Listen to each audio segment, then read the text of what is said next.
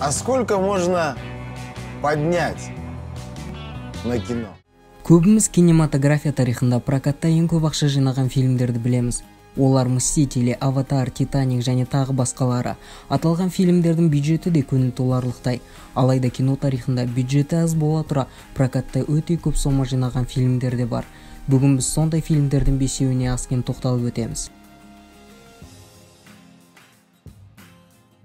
Тізіміміздегі алғашқы фильм 1976 жылы жарыққа шыққан Рокки фильмі. Сильвестр Сталлоненің сценарийі бойынша түсірілген фильмнің бюджеті $1 миллион. Әрине, сол уақыттағы кино үшін бұл қомақты ақша, сондықтан да Рокки бүгінгі тізіміміздегі бюджеті ең көп фильм. Сонымен, фильм әлемдік прокатта бюджетінен 225 есе көп ақша жинаған. Кейбір дерек көздерге сүйенсек, Сильвестр Сталлоне студияға басты рөлді өзі ойнау үшін ультиматум қойған екен.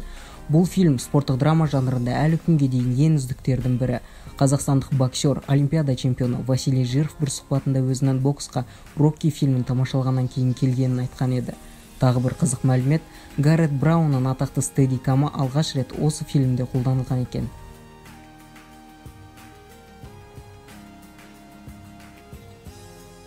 Келесі фильм 1968 жылы шыққан Джордж Ромероның «Ночь живых мертвецов» фильмі. Классикалық хоррор фильмінің бюджеті $114 мың. Осындай бюджетпен фильм прокатта $30 миллион жинай алды. Режиссердің айтуынша, фильмнің негізінде Ричард Мэттисонның «Я легенда» романы жатыр. Бұл романның желісі бойынша түсірілген кино жайлы Уилл Смиттің биографиясында сөз еткен болатынбыз. Фильмді таратудан көптеген студиялар бас тартқан екен. Олардың ішінде Columbia Pictures студиясы да бар.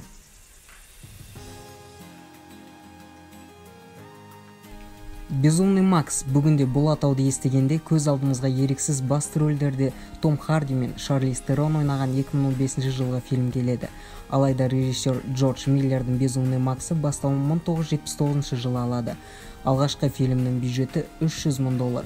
Бюджеттің аздығынан басты рөлдерге сол уақыттағы танымал емес актерлер шақырылған. Сондықтан да фильм Мел Гибсонды көпшілікке танытқан бірден-бір кинокартина.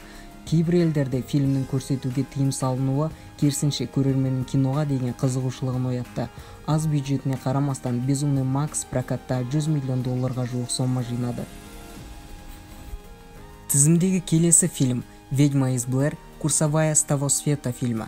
Фильмнің бюджеті бар болғаны $60 мың, ал фильмнен түскен табыс шамамен $249 миллион құрайды. Қызығы, орманда курстық жобаларын жасап жүріп адасып кеткен 3 студент жайлы фильм критиктермен жақсы қабылданды. Фильмнің жалғасы қомақты бюджетке ие болғанымен, біріншісінде қаржылай жетістікке жете алмады.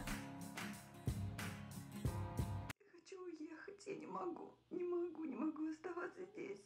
Давай уедем, пожалуйста, уедем прямо сейчас. Бүгінге соңғы фильм 2009 жылы жарық көрген көбімізге таныс «Паранормальные явления» фильмі. Стилистикасымен «Ведьма из Блэрге» ұқсас фильмнің бюджеті $15 мың. Фильм прокатта өзін 12 мың есе ақтап $193 миллион табыс әкелді. Әуесқой камераға түсірілген фильмнің бастапқы мақсаты жобаға инвесторларды тарту болған көрінеді. Алайда тарату құқығына ие болған Paramount Pictures фильмді алғашқы нұсқасында көрсетуді дұрыс көрген екен. Фильмді табысты қылуды жақсы бюджеттің ғана емес, идеяның да алатын орны ерекше екенін ұққан боларсыз. Видео ұнаса каналымызға жазылып, достарыңызбен бөлісуді ұмытпаңыз.